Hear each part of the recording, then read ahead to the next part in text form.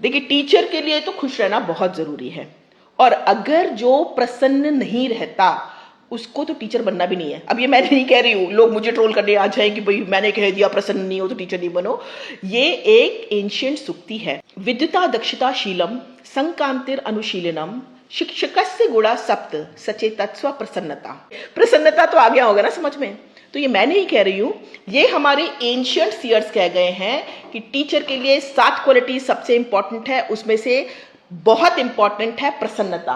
क्योंकि अगर प्रसन्न नहीं होगा तो क्या होगा, उसकी अप्रसन्नता, उसका दुख वो सब में रब ऑफ करेगा ना। आप बच्चों के बीच में हो, आपकी एनर्जी बच्चों में ट्रांसमिट होती है। मैं एक सर्टेन स्कूल में थी जहां पे प्री प्राइमरी की जो कोऑर्डिनेटर थी ना, फॉर सम रीजन वो बड़ी दुखी रहती थी।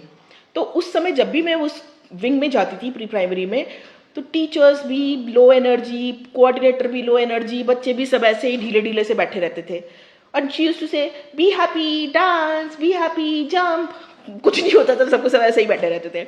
वो गई एक और आई दूसरी प्री प्राइमरी कोऑर्डिनेटर, वो तो खुद बड़ी खुश रहती थी, हैप्पीनेस रेडिएट करती थी, वेरी एक्सुबरेंट पर्सन। एकदम माहौल बदल गया, सब लोग कूद रहे हैं, हंस रहे हैं, जंप कर रहे हैं, मजे कर रहे हैं, खुश हैं, क्योंकि ये व्यक्ति खुद खुश था। This person was a happy person by nature. वो खुद भी बच्चों के संग खेल रही होती थी, वो गाना गा रही है, वो डांस कर रही है। उनको देख करके टीचर्स में भी वही एनर्जी आती थी और बच्चों में भी वही एनर्जी आती थी। पूरा school used to be a happy place. Why? Because of one person.